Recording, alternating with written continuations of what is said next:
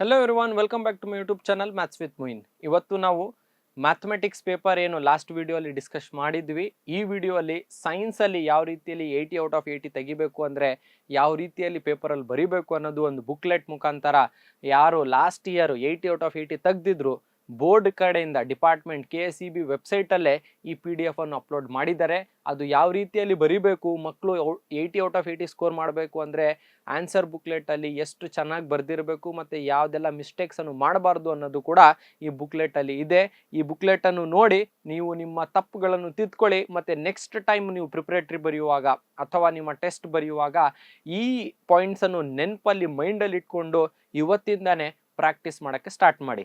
Because ಇನ್ನೇನು ಕೆಲವೇ ದಿನಗಳಲ್ಲಿ ನಿಮಗೆ ಫೈನಲ್ ಎಕ್ಸಾಮ್ ಬರಲಿಕ್ಕಿದೆ. ಆ ಫೈನಲ್ ಎಕ್ಸಾಮ್ ತಯಾರಿ ಇವತ್ತಿಂದನೇ ಶುರು ಮಾಡಿದ್ರೇ ನಿಮಗೆ ಆಗೋವಂಥದ್ದು. ಮತ್ತು 80/80 ನೋಡಿ ಸೈನ್ಸಲ್ಲಿ ಸ್ಕೋರ್ ಮಾಡೋದು ಇಂಪಾಸಿಬಲ್ ಅಲ್ಲ. ಬಿಕಾಸ್ ಇದು ಒಂದು ಸ್ಟೂಡೆಂಟೇ ಸ್ಕೋರ್ ಮಾಡಿರೋಂಥದ್ದು ಫೋಟೋ ಕಾಪಿ. ಇದು ಅಂದರೆ ಆ ಮಗು 80/80 ತೆಗೆದಿರೋಂಥದ್ದು. ನೀವು ಕೂಡ ಪಾಸಿಬಲ್ ಇದೆ 80/80 ತೆಗೆಯುವಂಥದ್ದು. ಬಟ್ ಏನಂದರೆ ನಿಮ್ಮ ಶ್ರಮ, ನಿಮ್ಮ ಹಾರ್ಡ್ ವರ್ಕ್ ತುಂಬ ಇಂಪಾರ್ಟೆಂಟ್. ನೋಡಿ 30 ಡಿಸ್ಟಿಕ್ಸ್ದು ಪೇಪರ್ ಆಗಿರಲಿ, 4 ಮಾಡಲ್ ಪೇಪರ್ಸ್ ಆಗಿರಲಿ, ಇದೆಲ್ಲ ಸಾಲ್ವ್ ಮಾಡ್ಬೋದು.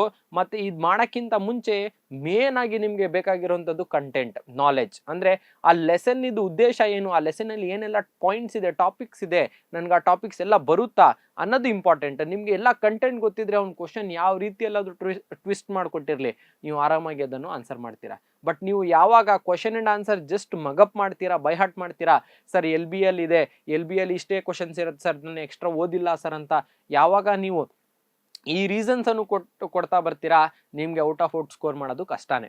ಬಟ್ ನೀವು ಯಾವುದೇ ಕಾರಣಕ್ಕೂ ರೀಸನ್ ಕೊಡೋಕೆ ಹೋಗ್ಬೇಡಿ. ಯಾವುದೇ ಒಂದು ಕ್ವಶನ್ ಬರಲಿ ಎಲ್ಲದಕ್ಕೂ ನಾನು ಸಿದ್ಧರಾಗಿರಬೇಕು ಅದನ್ನು ಆನ್ಸರ್ ಬರೀಲಿಕ್ಕೆ.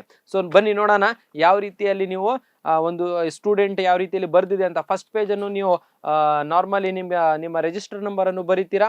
ರಿಜಿಸ್ಟರ್ ನಂಬರ್ ಬರೆದ ಮೇಲೆ ಸಬ್ಜೆಕ್ಟ್ ಯಾವುದು ಅಂತ ಬರೀತೀರಾ, ಸಬ್ಜೆಕ್ಟ್ ಕೋಡ್ ಬರೀತೀರಾ. ಆಮೇಲೆ ಲಾಸ್ಟಲ್ಲಿ ನೀವೆಲ್ಲ ಬರೆದ ಮೇಲೆ ನಿಮ್ಮ ಎಷ್ಟು ಪೇಜಸ್ ಬರೆದಿದ್ದೀರಿ ಅನ್ನೋದು ಕೂಡ ನೀವು ಅಲ್ಲಿ ಬರೀಬೇಕು. 24 ಪೇಜಸ್ ಇದ್ದರೆ 24 ಅಥವಾ ಎಷ್ಟು ನೀವು ಯೂಸ್ ಮಾಡ್ತೀರಾ ಅದನ್ನು ಬರೆದು ಅಡಿಷ್ನಲ್ ಶೀಟ್ ನೀವು ತಗೊಂಡಿದ್ರೆ ಅದನ್ನು ಸೇರಿಸಿ ನೀವು ಟೋಟಲ್ ಪೇಜಸನ್ನು ಕೂಡ ಅದರಲ್ಲಿ ಬರಿಬೇಕು.